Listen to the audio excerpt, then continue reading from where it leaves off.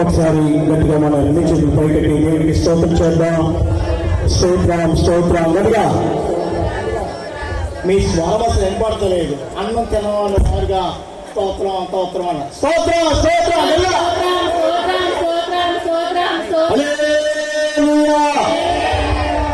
ఇంతవరకు పాటల ద్వారా దేవుని నామాన్ని గణపరచడానికి ప్రభు వారు మనకి సహాయం చేస్తున్నారు. ఈ సమయాన్ని మొదటిగా ప్రార్థన చేసుకుని తర్వాత వాక్యాన్ని చదువుకుని తర్వాత వాక్యోపదేశానికి వెళ్దాం.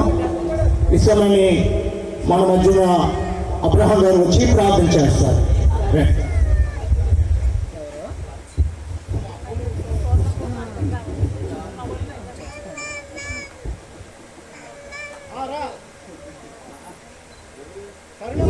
Praise the Lord. హల్లెలూయా. ప్రార్థన కలుగుతుంది.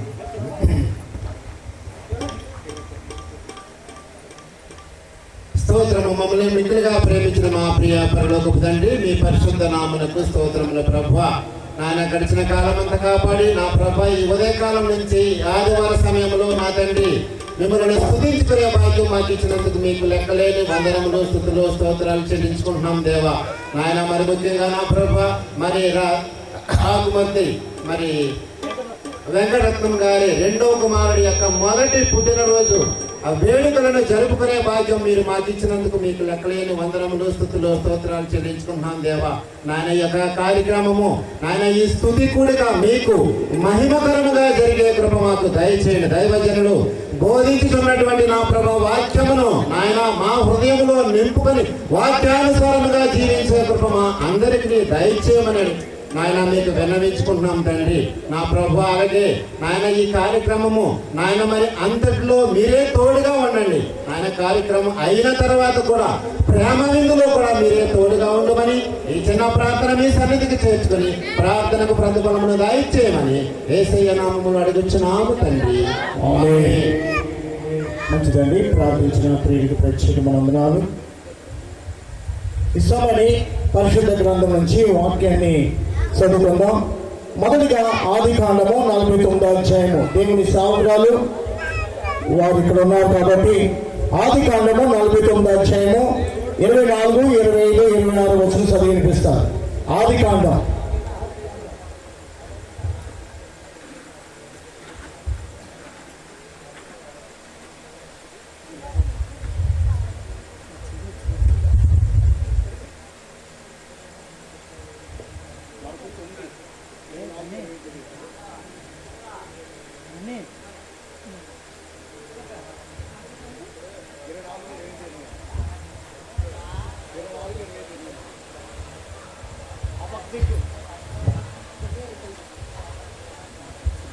ఆది కాండము 49వ అధ్యాయము 29వ వచనం నుండి 24, 25, 26.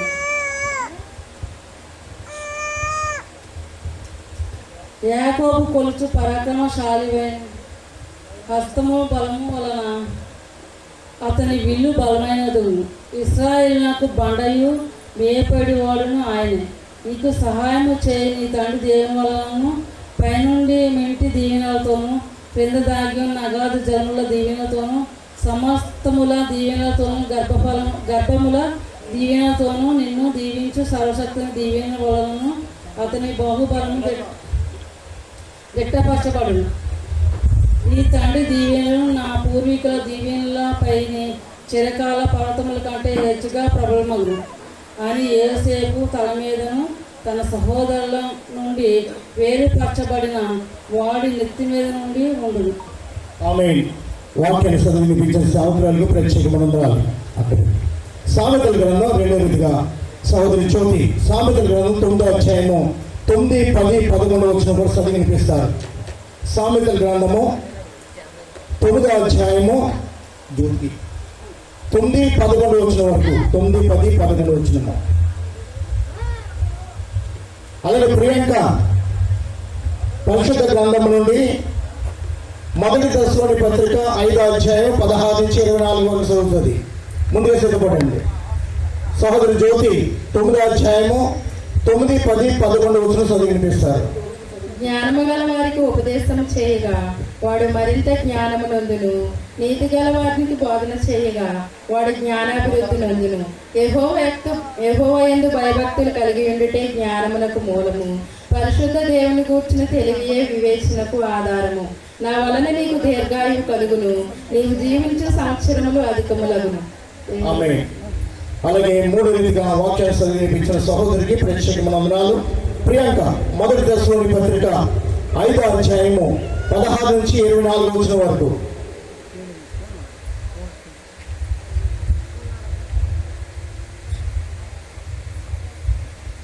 మొదటి తెస్సలోనిక 5వ అధ్యాయం 16 నుంచి 24 వరకు.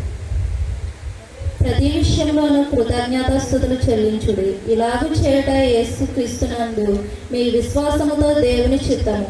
ఆత్మ అర్పకుడి. ప్రవచించుట నిర్లక్ష్యం చేయకు. సమస్త పరీక్షితం మొదలైనది చేపట్టు. ప్రతి విధమైన కీడును దూరంగా నుండు. సమాధానకర్తయగు దేవుడు మిమ్మల్ని సంపూర్ణంగా పరిశుద్ధపరచును గాక.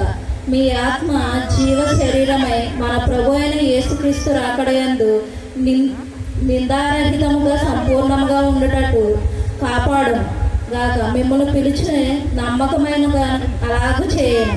ఇది యెహోవా. దేవుడి వాక్యాన్ని దేవుడు దీవించి ఆశ్రయించిన గాక.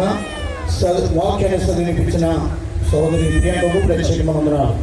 హల్లెలూయా. ఒక పాట పాడుకుందాం. పాట పాడుకుని దేవుని కనపడుగా. సాక్షి చెప్తారా?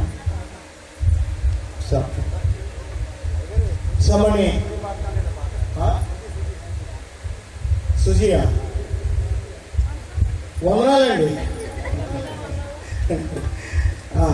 ఈ సమయంలో సాక్షి విన్న పిమ్మట మోనిక వచ్చి సాక్షి చెప్పిన పిమ్మట ఒక పాట పాడుకుని వాక్యానికి వెళ్దాం. పాట పాడేవారు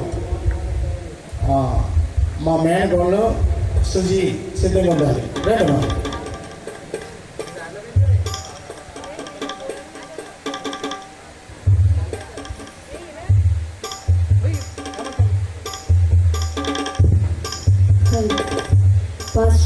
పాస్టర్ గారికి కూడి వచ్చిన సంఘానికి నా వందనాలండి.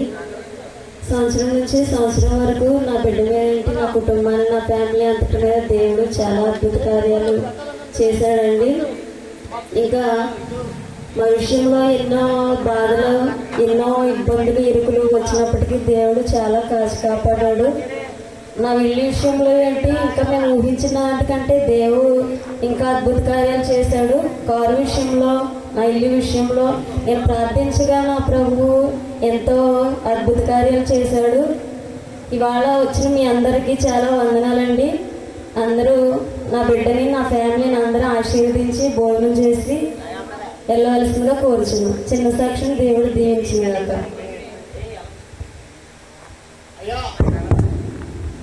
సోదరి మోనికను దేవుడు ఆస్వాదించిన కాక శ్రేష్టమైన సాక్ష్యం వారు చెప్పడం జరిగింది. ఈ సమయాన్ని ప్రియకుమార్తె సుజీ అక్క చెల్లెలు పోరలే అక్క చెల్లెలు కలిసి పాడిన పర్లేదు. చాలా రోజులైన తర్వాత ఈ మొత్తం కనబడుతున్నాను. అనుష, సుజీ, మా సంఘ విశ్వాసులు వీళ్ళందరూ కూడా రావాలి. ముగ్గురు స్వాతి, సుజీ, అనుష రావాలి. ముగ్గురు కూడా సువార్త ప్రకటించే వాళ్ళు వీరే మా గ్రామానికి.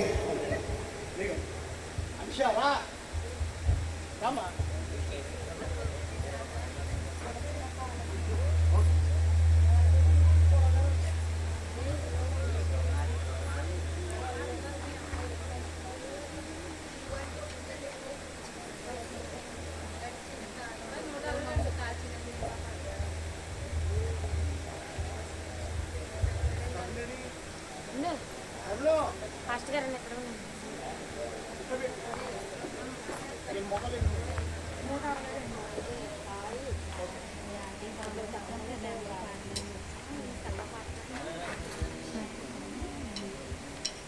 గడచిన కాలం కృపలో మమ్ము కాచిన దేవానికి స్తోత్రము.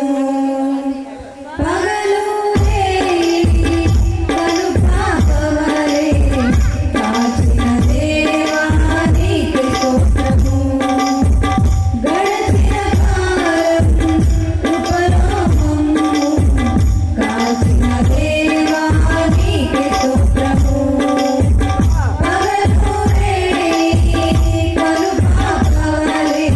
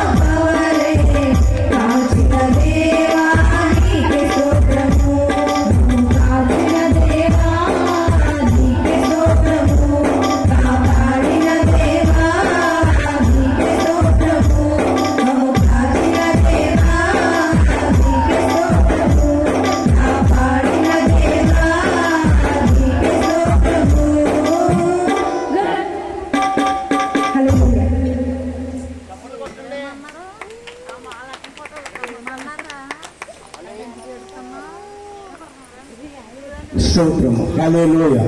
పాట పాడి వినిపించిన ప్రియ బిడ్డలకు ప్రత్యేకమైన వందనాలు. వాక్యానికి మనం వెళ్దాం.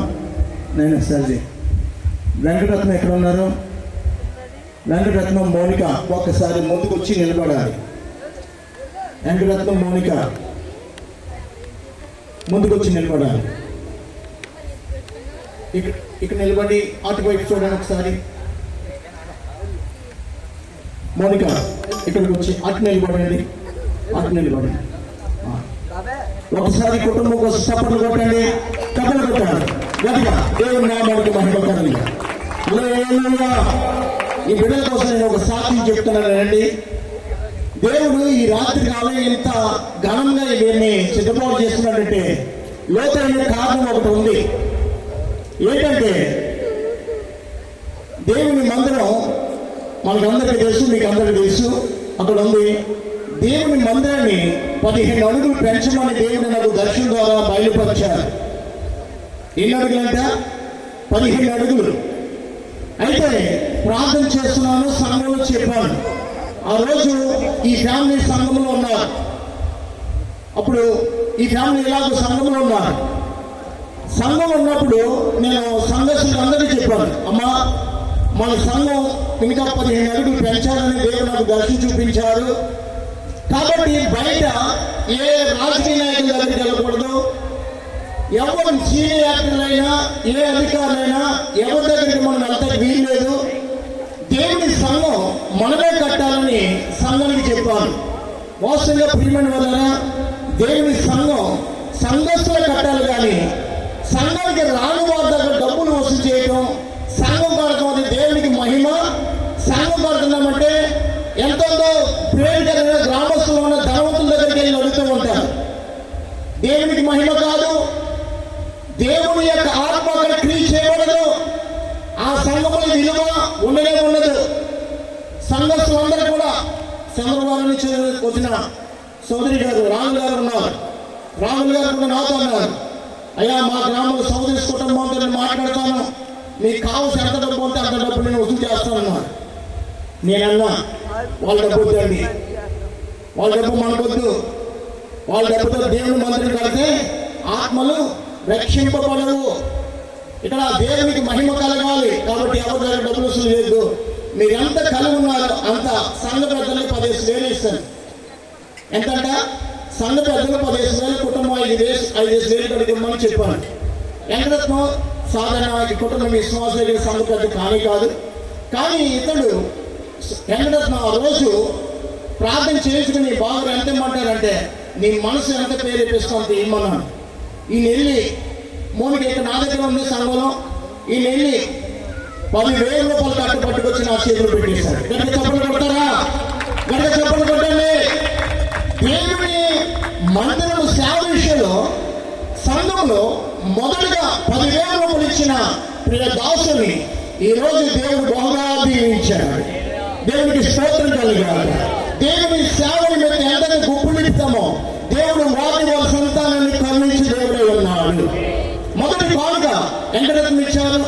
ఆ రోజు పని ప్రారంభించాం, సోమవారం పని ప్రారంభించాం, ఆదివారం ఆరాధన ముగించగా అందంగా పని ఆగకుండా క్రమంగా పని జరిగిందండి.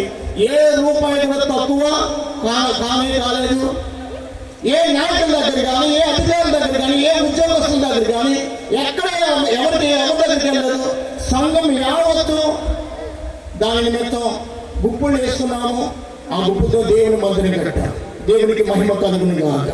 హల్లెలూయా. ఈ కుటుంబాన్ని ఈరోజు బాబు పుట్టినరోజు ఒక నూతనమైన వాహనం కొనుక్కున్నారంటే రోమపత్రికలో ఒక మాట ఉంది, ముందుగా దేవునికి ఇచ్చి ప్రతిఫలం పొందగలవాడు ఎవడు? రోమపత్రిక 11వ అధ్యాయము చూడండి. రోమపత్రిక 11వ అధ్యాయము 35వ వచనం చదవండి. 35వ వచనం. ముందుగా ఆయనకిచ్చి ప్రతిఫలం పొందగలవాడు ఎవడు? చాలండి. ముందుగా వెంకటరత్నం తన భార్యతో కూడా మాట్లాడి తెచ్చి నాకు దేవుని సేవకుడిగా ప్రేమించి ఆ ధనం ఇవ్వటం జరిగింది. మొదట ధనంతో పని ప్రారంభించాం. దేవుని మందిరం ముగించే వరకు ఏ రూపాయి కూడా తక్కువ లేదు.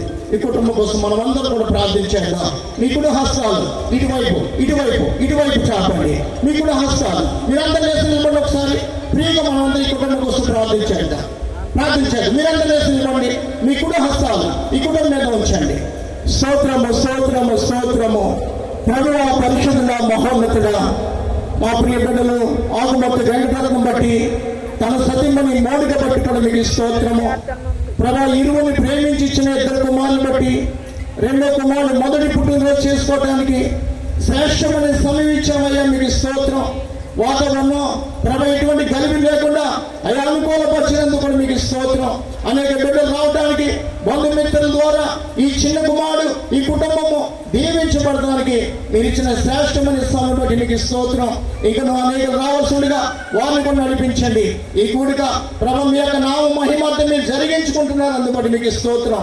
మరొకసారి వెంకటరత్నాన్ని మోనికను ప్రభు జోన్స్ ను అలాగే చిన్న కుమారుని కూడా దీవించమని మీ దయగల కాపు ఈ కుటుంబం కలిగి వర్ధలింప చేయమని యేసు నామం అడిగి వేడుకుంటున్నాము తండ్రి. ఆమేన్ ఆమేన్. ఇది కూర్చోండి చాలు చాలు. దేవునికి స్తోత్రం కలుగును గాక. వాక్యాన్ని మనం విన్నాం. ప్రభునందు ప్రియమైన వల్ల ఈ రాత్రికాలం మనం చదువుకున్న లేఖనం బట్టి రోమపత్రిక 11వ అధ్యాయము 33 నుంచి 36 వచనం వరకు చదువుకుని వాక్యాన్ని మనం వర్ణించుకున్నాం. రోమపత్రిక 11వ అధ్యాయము 33, 34, 35, 36. ఆహా దేవుని బుద్ధి జ్ఞానముల బాహుళ్యము ఎంతో గంభీరము. వినండి ఏమన్నాడు? ఎంతో గంభీరము. ఆయన తీర్పులు శోధింపలేంత ఆవశ్యకములు. ఆయన మార్గములు ఎంతో అగమ్యములు. ప్రభు మనసు ఎరిగిన వాడు ఎవడు? ఏ మాట అన్నది? ప్రభు మనసులో ఎరిగిన వాడు ఎవడు? ఆయనకు ఆలోచన చెప్పిన వాడు ఎవడు? ముందుగా ఆయనకి ఇచ్చి ప్రతిఫలం పొందగలవాడు ఎవడు? ఆయన మూలమున ఆయన ద్వారను ఆయన నిమిత్తమును సమస్తము కలిగి ఉన్నది. ఇవన్నీ మనకు ఆయనకు మహిమ కలుగును గాక. ఆమేన్. ప్రభునందు ప్రియమైన వాళ్ళ ఇక్కడ కూర్చున్న మనమందరం కూడా ఆ దేవుని సంతానమే, ఆ దేవుని బిడ్డలమే. అయితే పరిశుద్ధాత్మ దేవుడు ఇంకా దేవుని గురించి జ్ఞానం పొందుకోమంటున్నాడు. ఇంకా దేవుని యందు బలవంతుడిగా ఉండంటున్నాడు. ఇంకా దేవునికి లోబడమంటున్నాడు. ఇంకా దేవుని చేత నీవు ఆశ్రమపడాలని పరిశుద్ధాత్మ దేవుడి రాత్రికాలు నీతో నాతో మనందరితో మాట్లాడుతున్నారు. నిజమే. మొదటి మాట ఏంటంటే ఆహా అన్నాడు. ఏమన్నాడు? ఆహా అని దేవుని బుద్ధి జ్ఞానముల బాహుళ్యము ఎంతో గంభీరమంట.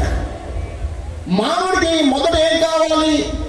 డబ్బు కాదు, బుద్ధి కావాలి, తర్వాత జ్ఞానము కావాలి. మానవుడికి కావాల్సినవి ఏమో అవి మాత్రమే పరిశుద్ధ గ్రంథంలో దేవుడు భద్రపరిచి ఉంచాడు. మానవుడు బ్రతకడానికి కావాల్సిన జ్ఞానము, మానవుడు జీవించడానికి కావాల్సిన ఉపాయము, మానవుడు ప్రవర్తించవలసిన ఆలోచన క్రమము ఏమైందో పరిశుద్ధ గ్రంథంలో పరిశుద్ధాత్మ దేవుడు మానవ సమాజానికి ఆ లేఖను మనం పుట్టక ముందే మనకు సిద్ధపాటు చేస్తున్నాడు. దేవునికి స్తోత్రం చేద్దామా? హల్లెలూయా. బాహుళ్యము ఎంతో గంభీరం. అంటే నీవు నేను ఆలోచించట్లేదు అంత జ్ఞానం కోసం. అంత జ్ఞానం పొందుకున్న ఆలోచన మనకి రావట్లేదు. అది గంభీరమైనదని దేవుడు మాట్లాడుతున్నాడు. అటువంటి జ్ఞానాన్ని బుద్ధిని మనం పొందుకుంటే లోకములో ధన్యులమవుతాం. లోకం ఏమవుతుంట? ధన్యులు. నిజమే. కుటుంబాన్ని కట్టుకోవడానికి ఏం కావాలి? జ్ఞానం కావాలి. భర్త యందు భార్య యందు ఏం కావాలి? జ్ఞానం. తర్వాత ప్రేమ కూడా కావాలి. మొదట భార్య భర్తల యందు ప్రేమ లేకపోతే కుటుంబము కట్టబడదు. వారి ఇరువురి మధ్య ప్రేమ అనురాగానికి సంబంధించిన ఆప్యాయత ఏమీ కూడా దొరకదండి.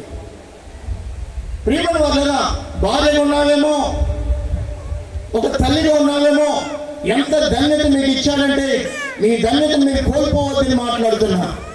నేను ప్రతిసారి చెప్తా, నీ భర్తను నువ్వెంత ప్రేమిస్తే అంతే నీ కుటుంబం ఆశ్రయింపబడుతుంది. నీ భర్తను ఎంత ప్రేమిస్తావో అంత నీ బిడ్డలు నీ ఒడిలో నీ ఇంటిలో అంత ధన్యులుగా ఉంటారు.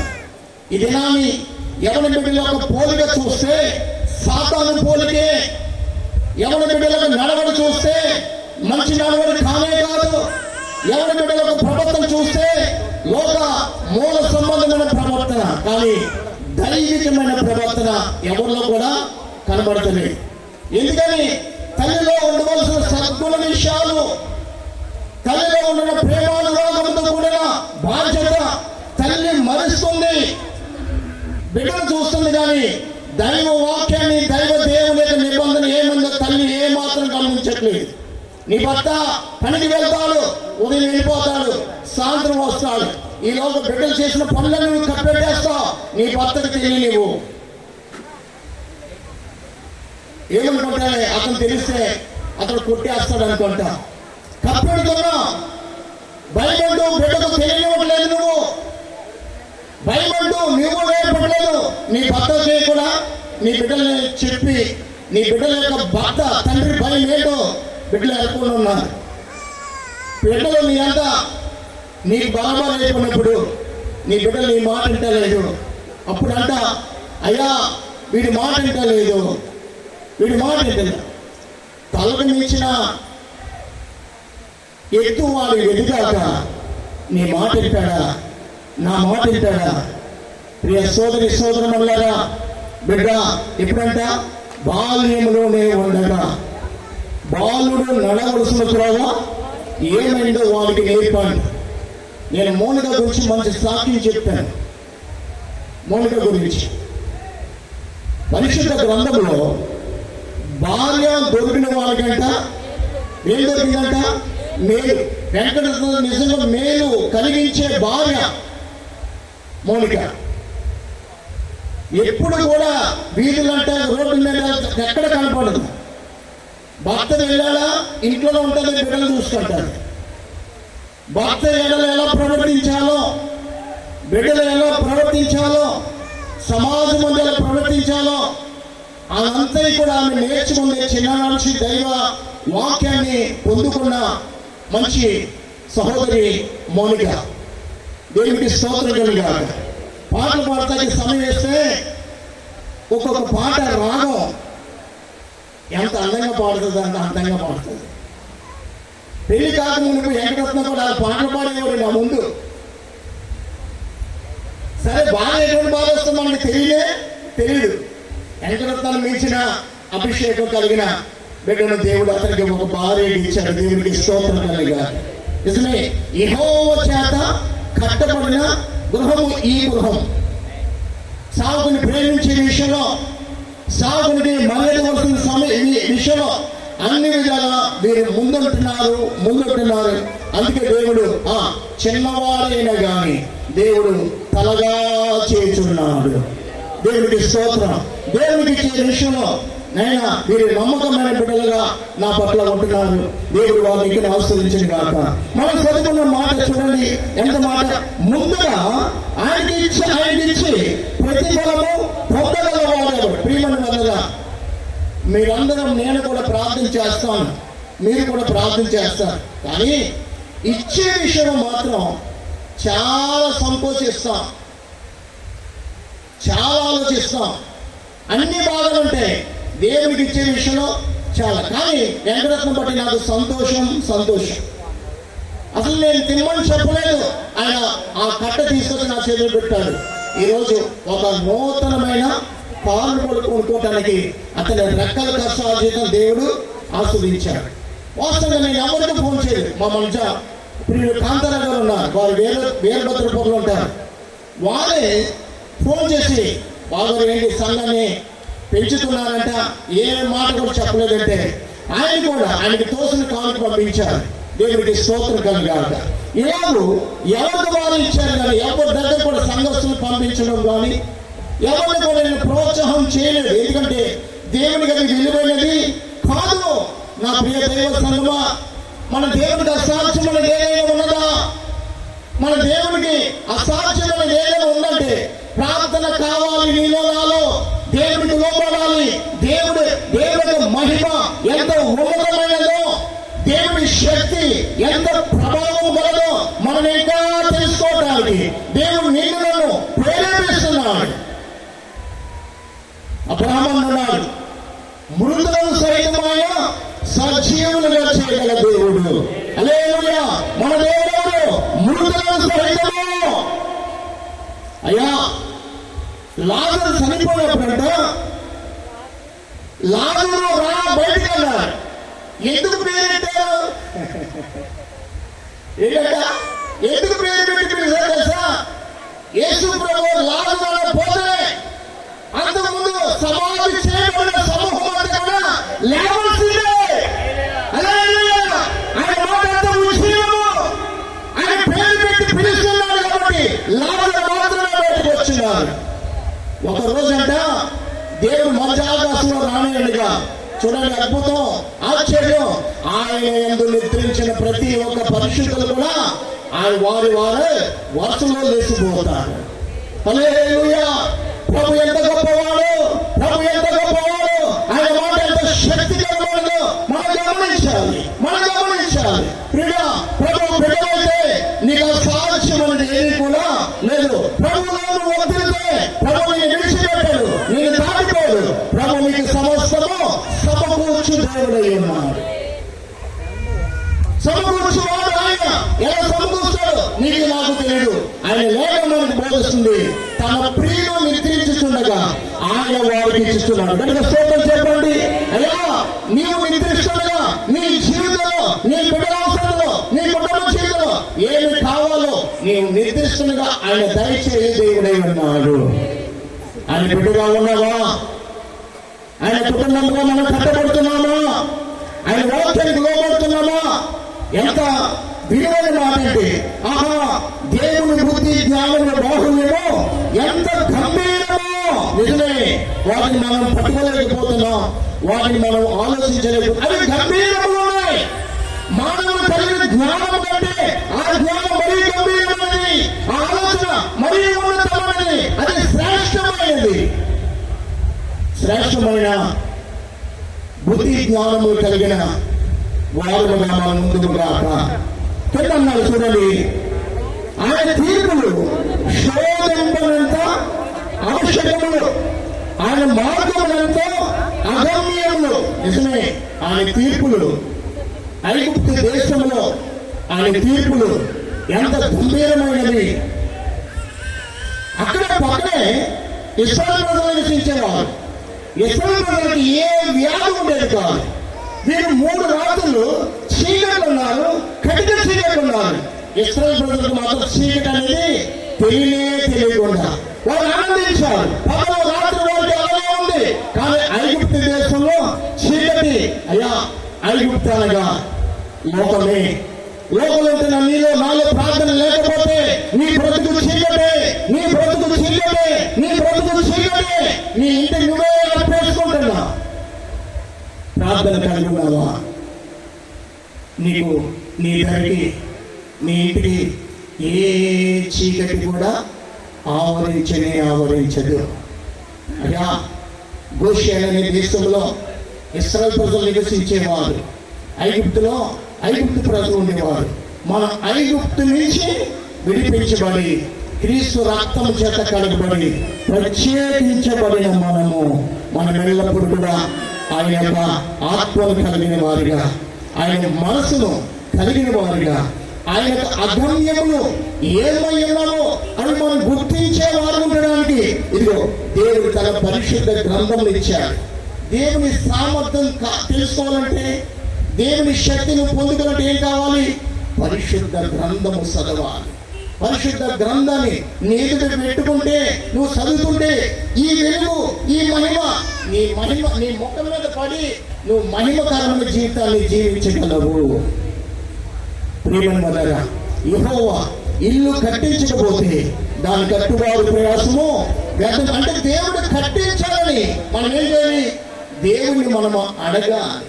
ప్రభా, నా గృహాన్ని నడుపుకునే ఆలోచన నాకు లేదయ్యా, జ్ఞానం నాకు లేదయ్యా, నేను నా ఇంటిని కట్టే దేవుడు అని, నా ఇంటిని నడిపే దేవుడు అని, నా బిడ్డని నన్ను సమృద్ధిగా ఆశ్రయించే దేవుడు నమ్ముచున్నాను అని దేవుని ఎప్పుడు కూడా కృతజ్ఞత కలిగి ప్రార్థన చేయాలి.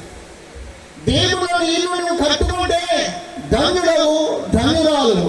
లేదు, నేను దేవుని సన్నిధికి వెళ్ళను, దేవునికి నేను దూరం ఉంటాను అనుకున్నావా? ప్రియమైన వాళ్ళారా,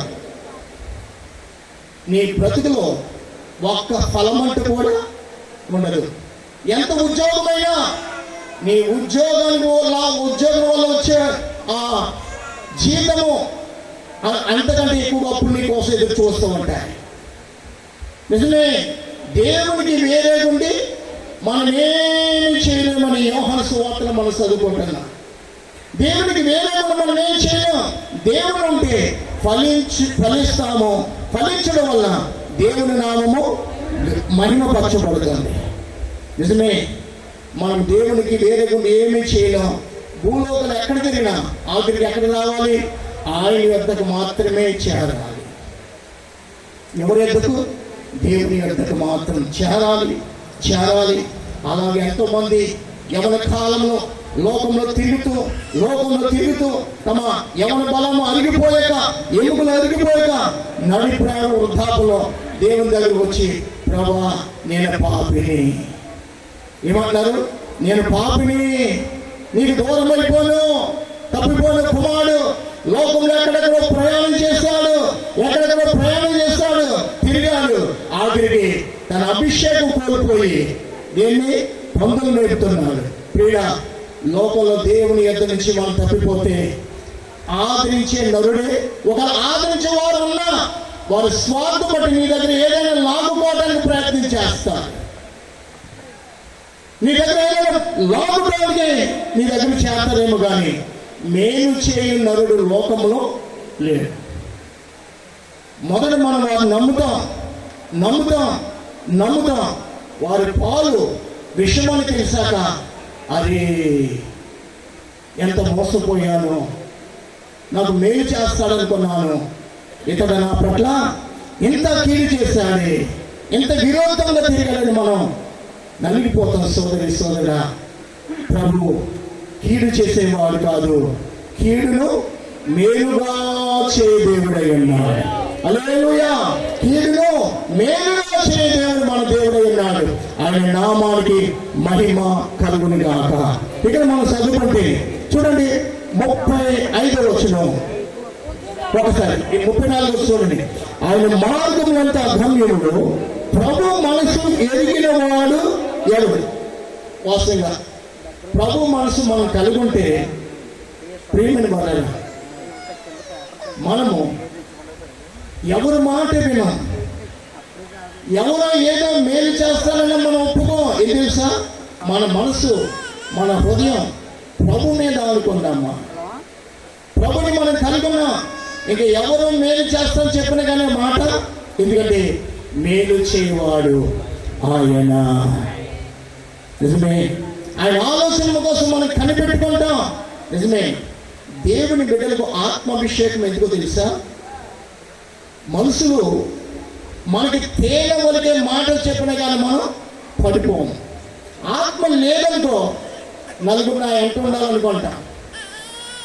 మనుషులు సహాయం కోరుకోండి, దేవుని సహాయం మనం కోరుకోం. నలుగురు మనం వెంట ఉంటే, అబ్బా నేను బలవంతుడిగా ఉన్నాను, వీరి నలుగురి మధ్య నేను ధనవంతుడిగా ఉన్నానని మనమే మన హృదయం పాడు చేసుకుంటాం. అదే దేవుని ఆత్మ కలిగి ఉంటే దేవుని సన్నిధిని మనము కృతజ్ఞత కలిగి ప్రార్థిస్తూ మన జీవితాన్ని గడుపుకుంటాం. ప్రియమైన వాళ్ళారా, ఉన్న మాట, ప్రభు మనసు ఏమన్నాడు? ప్రభు మనసు ఎరిగిన వాడు ఎవడు?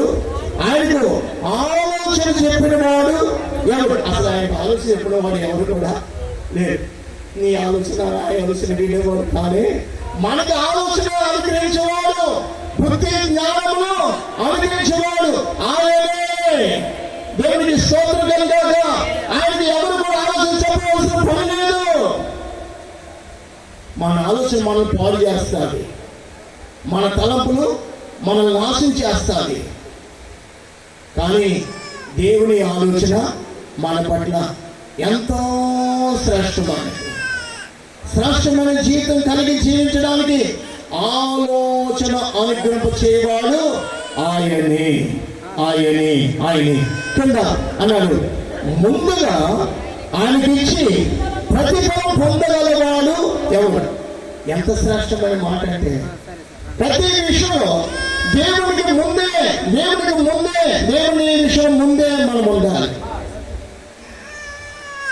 మన విషయాల్లో, మన కుటుంబ విషయాల్లో ఎంతకైతే మనం ఆలోచన కలిగి ఉంటామో దేవునికి ఇచ్చే విషయంలో అంత ముందు ఉండాలి. కింద చెప్తున్నా, కింద చూడండి. ఆయన మూలమున, ఆయన ద్వారాను, ఆయన నిమిత్తమును సమస్తమును కలిగి ఉన్నాడు. కనుక స్తోత్రం చెప్తారా? ఏం కలిగినంట?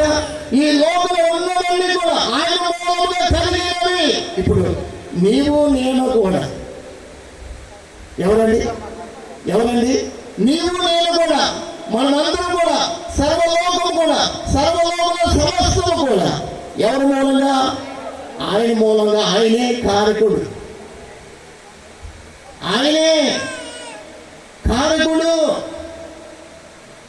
ఆయనే సమస్తాన్ని చేసి సమస్తానికి సమయం కూడా నియమించాడు. నిజమే, మన ఆయుష్కాలంలో ఎంతో మనకు తెలియదు, కానీ మన ఆయుష్కాలం ఎవరి చేతిలో ఉంది? ఆయన చేతిలో ఉంది. ఆయుష్ ఇమ్మని ప్రార్థన చేసినా కానీ ఆయుష్ అనుగ్రహించి దేవుడై ఉన్నాడు. ప్రియమైన ఆయుష్ను పెంచే దేవుడు కూడా మనకి సమాధానాన్ని, మనకి సంతోషాన్ని, దీర్ఘ దీవెన కూడా దయచేవాడు ఆయనే. నిజమే, సమస్తానికి కర్త ఆయన, సమస్తము చేసిన వాడు ఆయనే, ప్రపంచములను నిర్మించిన వాడు ఆయనే. కాబట్టి ఆయన జన్మైన మనము చూడండి, ధన్యత కలిగి బ్రతకాలంటే ఎల్లప్పుడు కూడా, ధన్యత కలిగి జీవించాలి ఎల్లప్పుడు కూడా. అయ్యా, అట్టి దేవుడు మనం ఒక కాలానికే మన ఆయుష్ అంట 100 సంవత్సరాలు బ్రతికిన ఆయన ఎదుట ఎంత ఉన్నాయి? ఇంత. ఆయనేమో యుగాలకి శతపురుషుడు, ఆయనకి మరణం అంటూ లేదు. మరణము ఆయన నుంచి పారిపోయింది, భూమి ఆయన బంధించలేకపోయింది, సంఖ్యలు ఆయన ఆపలేకపోయిందయ్యా. తన ప్రజల నిమిత్తం, తన రాజ్యం నిమిత్తం ఆ మరణాన్ని జయించి ఆయన తిరిగి లేస్తున్నాడు. దేవుడికి స్తోత్రం కలగాలి. కావున ఆయన ప్రజలమైన మనం మొదట ఆయన ముఖదర్శనం చేయాలి. ఏం చేయాలంట? ఆయన ముఖదర్శనం చేయాలి. ముఖదర్శనం చేస్తూ ప్రభుని మనం ఆరాధించాలి, ప్రభుని మనం ఘనపరచాలి, ప్రభుని మనం స్తుతించాలి. దేవుడు నిన్ను నన్ను కోరుకున్నది అది. ఒకసారి యెషయా గ్రంథానికి వద్దాం. యెషయా గ్రంథము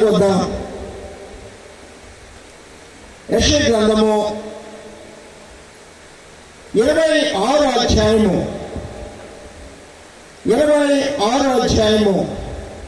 2వ వచనం చూడండి. వాక్యమును అనుసరించు, సత్యమును అనుసరించు, నీతి గల జనము ప్రవేశించినట్లు. సత్యము అంటే వాక్యమే. ఏంటండి సత్యము అంటే? వాక్యాన్ని అనుసరించాలి. వాక్యాన్ని అనుసరించే వారికి ఏం తెరబడతాయి? ద్వారాలు తెరబడతాయి. ప్రియ దైవ జనమా, వాక్యాన్ని అనుసరించి బ్రతికే వారికి ఏం తెరబడదంట? భూలోక ద్వారాలు కదవి, పరలోక ద్వారాలు. హల్లెలూయా! స్తోత్రం చెప్తారా? మీరు స్తోత్రం చెప్తే మీలో ఉజ్జీవం కలిగించే ఆత్మ ప్రభుతో ఉంటారు. వినండి, సత్యమును ఆశ్రయించి నీతి గల జనము ప్రవేశించినట్లు ద్వారము తీరి, మూడొచ్చు చూడండి, ఎవరి మనసు నీ మీద అనుకున్నో వారిని నీవు పూర్ణ శాంతి గల వారిగా కాపాడు. ఏమనగా అతడు నీ యందు విశ్వాసముంచి ఉన్నాడు. అయ్యా, ఆ విశ్వాసం నీలో నాలో మనలో అందరిలో ఉందా లేదా ఒక్కసారి మనం పరీక్షించుకుందాం. ఒక్కసారి మనం పరీక్షించుకుందాం. వాక్యాన్ని అనుసరించే బ్రతికే వారికంట పరలోక ద్వారాలు తెరబడుతున్నాయి. అయ్యా, నీ నిమిత్తం నా నిమిత్తం ఎన్ని ద్వారాలు తెరబడుతున్నాయి ఒక్కసారి ఆలోచించండి. నిజమే, ఈరోజు ఒక ఇల్లు కట్టుకోవాలంటే ఎంతో ప్రయాసపడవలసి వస్తుంది. నాకు ఉద్యోగం లేదు అనుకుంటా. ప్రేమను వల్లరా, ఉద్యోగం కావాల్సిన పని లేదు. ఎవరు కట్టాలి గృహం? దేవుడు కట్టాలి. నీ కుటుంబ స్థితిని ఎవరు సరి చేయాలి? దేవుడు సరి చేస్తాడు. నీ కుటుంబంలో ఏ కీడు పడకుండా ఉండాలంటే నీ ఇంట్లో ప్రార్థన ఉండును గాక. ఏముండాలి? నీ ఇంట్లో ప్రార్థన ఉండాలి. ప్రార్థన కలిగిన వారిని దేవుడు కీడులోకి గెంటడు, నెట్టడు. కీడు వారి దరికి చేరకుండా కాపాడువాడు ఆయనే. దేవుడికి స్తోత్రం కలుగాక.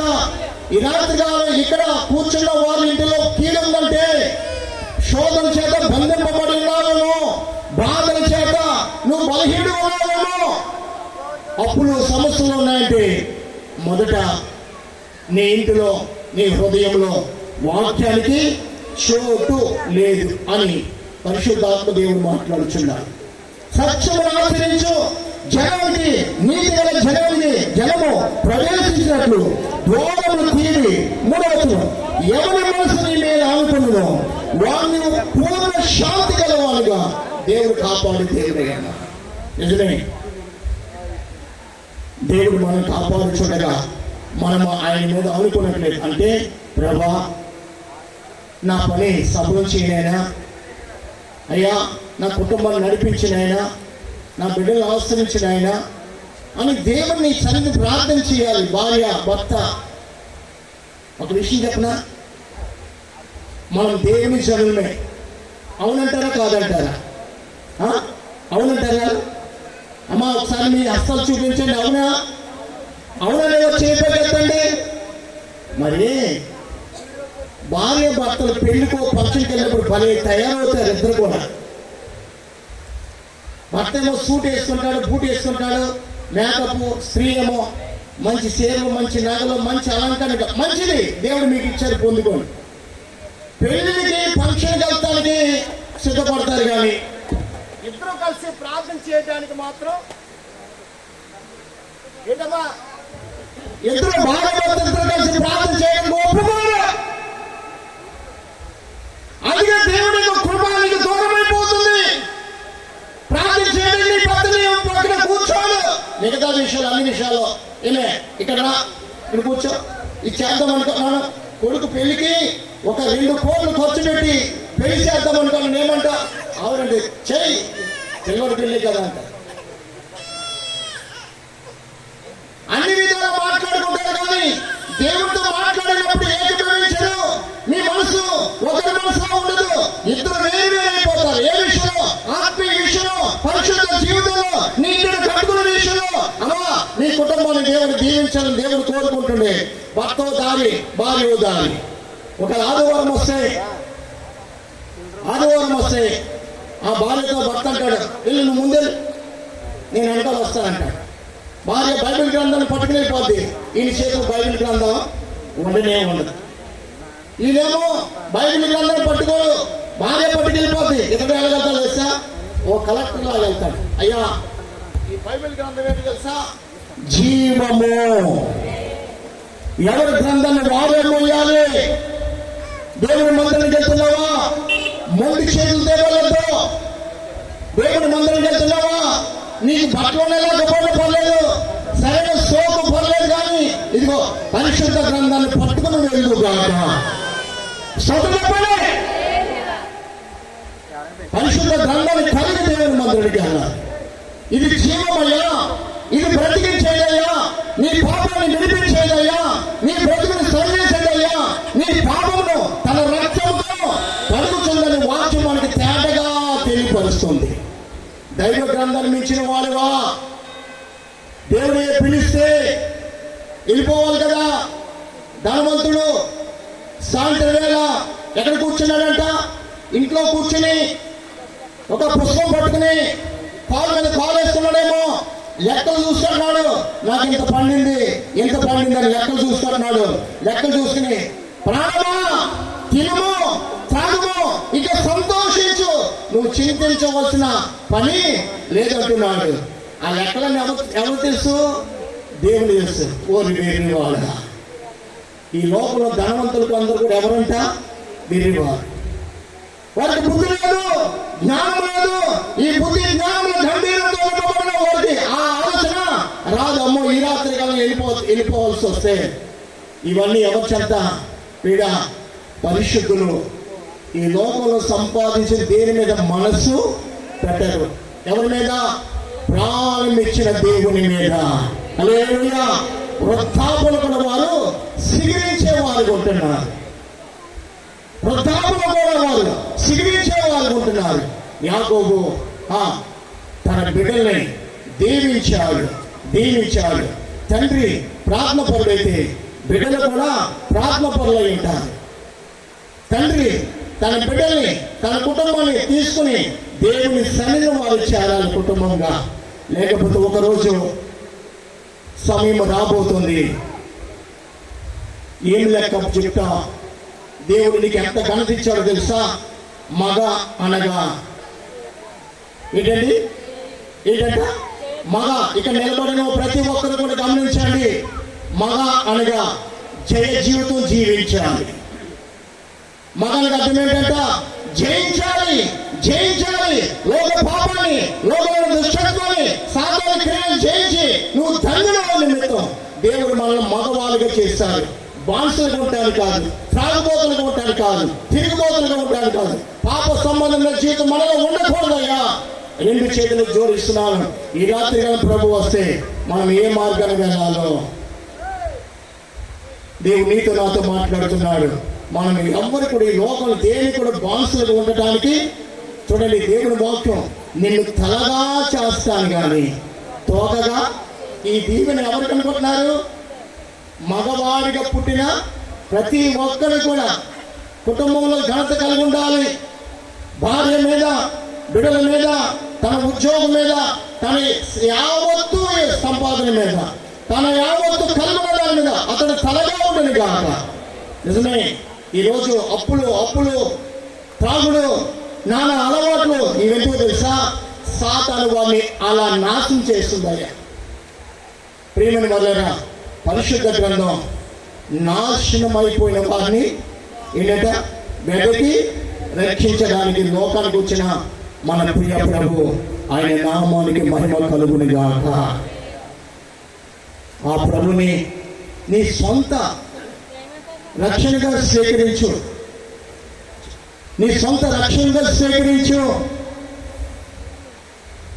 నువ్వు ఆ ప్రభు మీద నీ మనసు ఆయన మీద ఉంచు. నిన్ను పూర్ణ శాంతి గలవాడుగా కాపాడుతాడని లేఖనం ఉంది. మరొక విషయం ఏంటంటే, సామెతల గ్రంథానికి వెళ్దాం. 18వ అధ్యాయం. సమయం ఉంది కాబట్టి నేను ఇంకా 2 మాటలు చెప్తాను. ఎందుకంటే కొంత అధికారులు రావాల్సి ఉంది. వారు వచ్చే వారికి వాక్యం చెప్పమని వారు నాకు తెలియపరుచున్నారు కాబట్టి కొన్ని వాక్యాలు మనం చదువుకుందాం. చూడండి, సామెతల గ్రంథం 18వ అధ్యాయము 10వ వచనం చదువుకుందాం. 10వ వచనం. యెహోవా నామము బలమైన దుర్గము, నీతిమంతుడు అందులోనికి పరిగెత్తి సురక్షితంగా ఉండును. వినండి, నేను మిమ్మల్ని తండ్రి తల్లి పిల్లలు కూడా సంఘానికి వెళ్ళని చెప్పాను. ఆ మాట ఇదే, యెహోవా నామము బలమైన దుర్గము. వినండి, ఎటువంటి దుర్గమంట? బలమైన దుర్గము. దుర్గ అంటే సాతాను, దుర్గం అంటే దేవుడే సమస్తానికి ఆయన ఆధారభూతుడు, ఆయన దుర్గము, మన దుర్గము ఆయన బలమైన దేవుడు. ఆయన బలం ఇచ్చిన వారు ఎవరు కూడా లేనే లేరు. ఆయన బలం పొందుకోవడానికి దేవుడు మానవుల మీద తన బలాన్ని, తన అభిషేకాన్ని, తన ఆత్మను అనుగ్రహించే దేవుడై ఉన్నాడు. యెహోవా నామము బలమైన దుర్గము, నీతిమంతుడు అందులోనికి పరిగెత్తి. ఎలా ఉంటున్నారంట? లోకములో మన జీవితానికి సురక్షిత అనేది లేదు. లోకములో వ్యాధులు, ఏమి తిన్నా కానీ వ్యాధులే. తెల్లబట్టి మన పరిస్థితి ఏమవుతుందో తెలీదు. ఏమి తింటామో దేని బట్టి మనం పాడైపోతామో, ఎవరు స్నేహం చేస్తే పాడైపోతామో, ఎక్కడి నుంచి కీ వస్తుందో తెలియదు. మొన్న ఒక కుర్రాడు ఎక్కడికి సముద్రం ఎక్కడికో గట్టిగా వెళ్ళాడు. కొండ నుంచి ఇలా తీసుకుంటున్నాడు ఫోటో. కాలు జారింది. ఎక్కడి నుంచి అంట? పైనుంచి సముద్రంలో పడిపోయాడు. అలాగే 2-3 మళ్ళా చూసే యూట్యూబ్లో వారు రైలు దగ్గరికి వెళ్ళి ఫోటోలు తీసుకుంటున్నారు. అయ్యా ఇలా తీసుకుంటున్నా రైలు వచ్చి వాళ్ళు కొట్టుకుపోయింది. బ్రతకగలమా? అల్పమైన జీవితము, పురుగు లాంటి జీవితము. అయ్యా ఇట్టి జీవితాన్ని కలిగిన మనతో ప్రభు మాట్లాడుతున్నారు. యెహోవా నామమంట బలమైన దుర్గము, అందులో పరిగెట్టే ప్రతి ఒక్కరూ నీతిమంతులే. స్తోత్రం కలుగాక. ఎవరు ఏ అలవాట్లు కలిగి ఉన్నా, ఎవరు ఏ స్థితిని కలిగి ఉన్నా, దేవుని మందిరాన్ని పరిగెట్టే వాళ్ళందరూ కూడా వారు సురక్షితంగా ఉంటున్నారు. వారిని ఆదరించే దేవుడు, వారిని కాపాడు దేవుడు, వారిని బలపరచే దేవుడు ఆయన. నిజమే, దేవుడే లేకపోతే లోకంలో ఎక్కడున్నా కానీ సురక్షిత అనేది మనకి దొరకదు. అట్టి సురక్షిత దేవుడు మనకి ఇస్తాడుగా మనము దేవుని సన్నిధిని మనము చేరుదుముగాక. చూడండి అక్కడ 12వ వచనం చూడండి.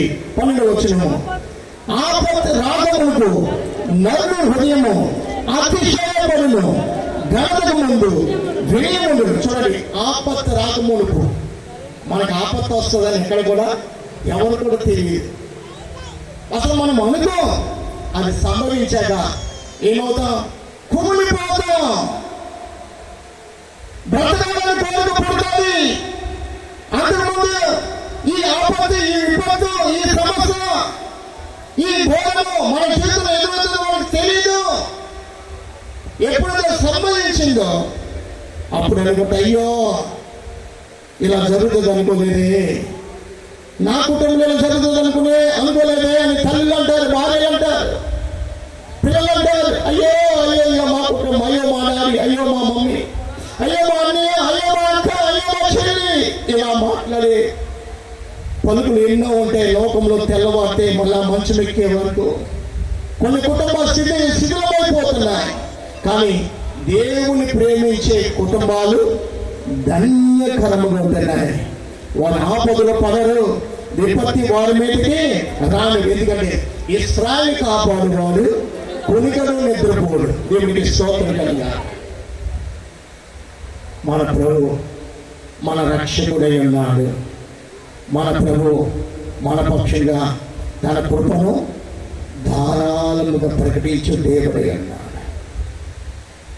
దైవజనమా, దేవుని పేరు కలిగిన మనమందరం కూడా దేవుని నామం బట్టి మనం సురక్షిత పొందుకుంటున్నాం. శృంగారం అనే దేవాలయం అంతా పుట్టినది మొదలుకొని కుంటువాడు భిక్షం ద్వారా తన జీవితాన్ని గడుపుకునేవాడు. వాడు ఎప్పుడు కూడా లేస్తానని మనుషులు వారు ఎలా నడుస్తున్నారు, ఎలా పనులు చేస్తున్నారు, అసలు నడుస్తానని కూడా ఎప్పుడు కూడా అనుకోలేదు. అయితే ఆ దేవాలయం దగ్గరికి వెళ్ళే వారి దగ్గర, వచ్చే వారి దగ్గర సందాలి గారు ఏమో రోజుకు రూపాయి, రోజుకు 10 రూపాయలు, 100 రూపాయలు సంపాదించి అంతే అని బ్రతుకునుకున్నాడు. కానీ ఒకరోజు వాడికి గంతులేస్తాడు. వాడికి ఎప్పుడు కూడా కళ కూడా రాలేదు, తలంపు కూడా పుట్టలేదు. ప్రియమని వల్ల పేతురు, యోహాను ఆ శృంగారం అనే దేవాలయం యొక్క ఎక్కిపోచుండగా వాడిని చూశారంట. చూసి అంటున్నారు, ఇగో మా వైపు చూడమంటే వాడు అనుకున్నాడు మీరు ఎక్కువ దానం ఇస్తారేమో అనుకున్నారు. అయితే పేతురు అంటున్నాడు, వెండి బంగారాలు అయ్యా అవి మనకి రక్షణము, అది ద్వారా మనకి స్వస్థత రాదు, వాటి ద్వారా మనం పూర్ణ శాంతి పొందుతేనే వాటి ద్వారా మన ప్రాణం రక్షింపబడదు. పేతురు గారు అంటున్నారు, నజరేయుడైన యేసు క్రీస్తు నామమున నువ్వు లేవాలి. నీ స్థితి మారాలంటే ప్రభు కోసం నిలబడాలి. నీ స్థితి మారాలంటే ప్రభు నీతో మాట్లాడుతుందిగా నువ్వు ఆయన వాక్యాన్ని పట్టుకుని నువ్వు నడగట్టుకుందుగాక. వాడు ఎన్ని పుట్టినగా పుట్టించే మందుడి దగ్గర ఉన్నాడు. కుంటువాడిగో, మోగవాడిగో, నటివాడిగో లేవని స్థితి అతను కనుగొన్నాడేమో. కానీ ఒకరోజు సమయం వచ్చింది. వాడు లేవడానికి ప్రభు యొక్క మహిమ ఏమంది వాడు కన్నులారా చూసి ఎంత శక్తి ప్రార్థన ద్వారా హల్లెలూయా యేసుక్రీస్తు నామమున పుట్టినవాడు గొంతులేస్తాడని అక్కడ ఉన్న జనులు కూడా విశ్వాసం ఉంచి విషయం పొంది వారు ప్రభు యందు ఆనందించారు. వీడు ఎక్కడికి వెళ్ళాడు? ప్రభు మందిరానికి వెళ్ళి గంతులు వేస్తున్నాడు. హల్లెలూయా. ప్రభు మందిరానికి వెళ్ళి గంతులు వేస్తుండగా అక్కడ చూసిన వారందరూ కూడా అరే రోజు మందిరం దగ్గర కూర్చొని భిక్షమడిగేవాడు వీడే కదా. నిజమే. దేవుడి కృప నీ మీద ఉంటే అంతకుముందు ఏ స్థితి అయినా కానీ దేవుడు నీ స్థితిగతుల్ని మార్చగల గొప్ప దేవుడు. ఆయన సాక్ష్యమైనది ఏమీ లేదు. ఆయన వద్దకు మనం వెళ్ళకపోవడం వల్లనే మేలు కోల్పోతున్నా, మన జీవితంలో ఆశీర్వాదాలు కోల్పోతున్నా, మన సమస్యలు బట్టి మనం పాడైపోతున్నాం. ఆయన వద్దకు వెళ్ళి మోకరించి ప్రార్థన చేస్తే ఈ రోజు కూడా ఆ దేవుడే. ఆయన పేరులో మార్పు లేదు. మారని దేవుడు. చాలా మంది అంటారు ఈ రోజు స్వస్థత కార్లు ఎక్కడ దొరుకుతున్నాయంటారు. మనమందరం ప్రార్థన చేస్తాం. దెయ్యాలు పట్టుకున్న వారు ఎంతమంది కోసం ప్రార్థన చేస్తామో వారందరూ విడుదల పొందారా లేదా? దేవుడికి స్తోత్రం చెప్పండి. హల్లెలూయా. మరి అది దైవిక స్వస్థతే కదా. ఒక సోదరుడు వాస్తవం నా దగ్గరికి వచ్చి అడిగారు, మీరు ప్రార్థన చేసిన దెయ్యాలు పోతాయని. మొదటిగా విన్నాను. ఇక్కడ సేవకులు ఉన్నారు, ఇక్కడ అనేకులు ఉన్నారు. వారి ద్వారా ఇటువంటి పనులు ఎక్కడ కూడా జరగదు. లోక జీవితాన్ని కలిగి ఉంటే దేవునికి మహిమ రాదు. నువ్వు పరిశుద్ధ గ్రంథం పట్టుకున్నావంటే ఎవరికి మహిమ రావాలి? దేవునికి మహిమ కలుగుని గాక. దేవునికి స్తోత్రం చెప్పండి. పరిశుద్ధ గ్రంథం అపవిత్రమను పట్టుకునే యోగ్యత లేనప్పుడు కూడా దేవుడు తన దైవ గ్రంథాన్ని కలిగి జీవించమన్నాడు. ఈ మార్గం గుండానే వెళ్ళాలి కానీ వేరొక మార్గాన్ని ఉన్నామంటే నీ ప్రార్థన ఆలకించడు. నీ ప్రార్థన ద్వారా ఇతరులకి ఏ మేలు జరగదమ్మా. మేలు జరగటానికి ప్రభు నిన్ను నన్ను ఏర్పాటు చేసుకున్నాడు. మన ద్వారా మన కుటుంబాలు ఫలించాలి. మన ప్రార్థన బట్టి మన చుట్టూ ఉన్న కుటుంబాలు దేవుల్లో వర్ధిల్లాలి. ప్రార్థన లేని జీవితం ఎంతకాలం జీవించినా నీ కుటుంబంలో మేలు ఉండదు, ఇతరులకు నీవు మేలుగా ఉండలేవు. ప్రియుడా, ఆ రీతిగా బ్రతకడానికి కాదు ప్రభు నిన్ను నన్ను ఏర్పాటు చేసుకున్నది. మహిమను కలిగి ఉండాలి, మహిమ పోలికను కలిగి ఉండాలి, నూతన ఆత్మను కలిగి ఉండాలి, నూతన అభిషేకం కలిగి ఉండాలి. ప్రార్థనలు ఎల్లప్పుడూ కూడా నువ్వు దేవునితో పోరాడుచు ఉందువుగాక. దేవునితో నీ జీవితాన్ని కలిగి ఉందువుగాక. దేవుని మహిమను పొందుకుందుగాక. నీ ఇల్లు ఒక పరలోక గృహముగా ఉండేగాక. నీ ఇల్లు పరలోక గృహముగా ఉండేగాక. ప్రియమైనవారా, నేను చిన్న విషయం చెప్తున్నా. వివాహం అయితేనే గొడవలు ముందుగా ఉంటాయి కుటుంబాల్లో. ప్రార్థన లేని జీవితం అది. ప్రార్థన కలిగిన జీవితంలో భార్య భర్తల మధ్య సమాధానం ఉంటుంది. భార్య భర్తను తెలుసుకుంటుంది, భర్త భార్యను కలిగి వారిద్దరు కూడా ప్రతి విషయం ముందుకు వెళ్తూనే ఉంటారు. ప్రియమైన దేవుడే మన జీవితం లేకపోతే మన జీవితంలో శాంతి అనేది మనకి దొరకదు. నిజమే, యెహోవా నామము బలమైన దుర్గము.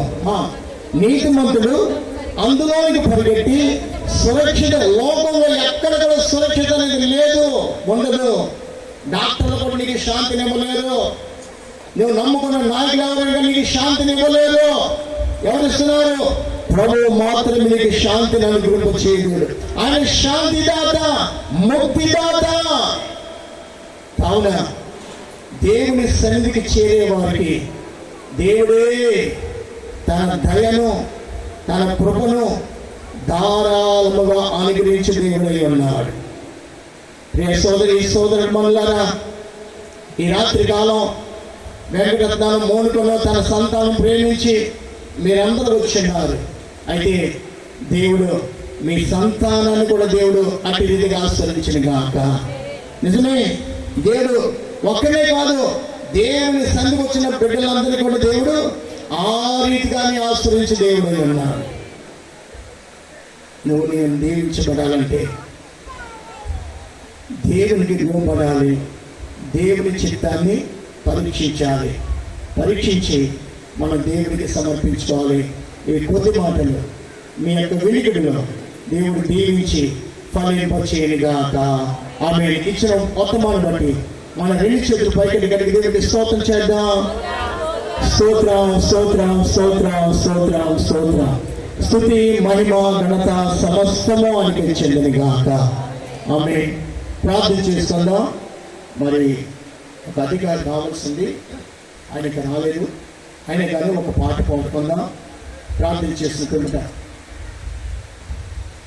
కృపమయుడా, కృపగల మా దేవా, మీ కృపగల నామం బట్టి మీకు స్తోత్రము, స్తోత్రము స్వామి. మీరిచ్చిన ఈ శ్రేష్టమైన స్థానం బట్టి మీకు స్తోత్రమయ్యా. ప్రియుడు వెంకటరత్నం బట్టి, మోనిక బట్టి, నేను వారి ఇరువుని ప్రేమించి ఇచ్చిన పెద్ద కుమారుడు, చిన్న కుమారుడు మొదటి పుట్టినరోజు బట్టి కూడా మీకు స్తోత్రము.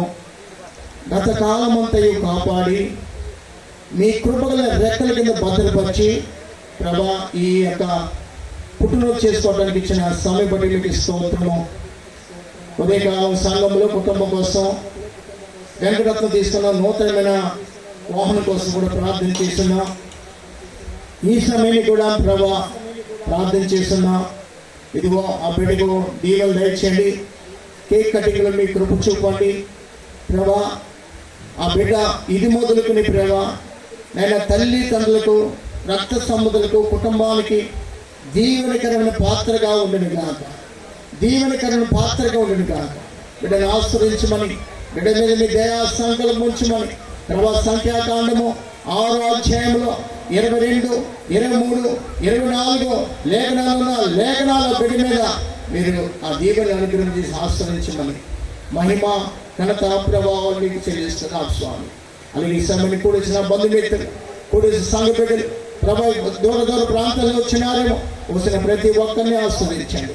వచ్చిన బంధుమిత్రులు ఇంటి సిద్ధపాటు చేసి వాటిని కూడా పరిశుద్ధపరచండి. కేక్ కటింగ్లో మీ కృపొచ్చి నడిపించమని మహిమ, ఘనత, ప్రభావాలు మీకు ఆరోపిస్తూ రక్షకుడైన యేసుక్రీస్తు ఘనమైన నామమును అడిగి వేడుకొంచున్నాము తండ్రి. ఆమేన్, ఆమేన్, ఆమేన్. ఒకసారి మన రెండు చేతుల పైకి దేవునికి స్తోత్రం చేద్దాం. స్తోత్రం, స్తోత్రం, స్తోత్రం. హల్లెలూయా.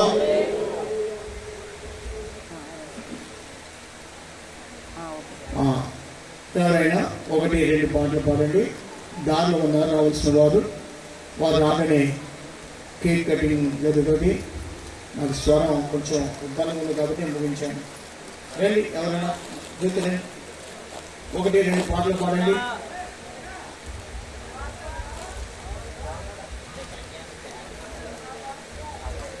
స్తోత్రం.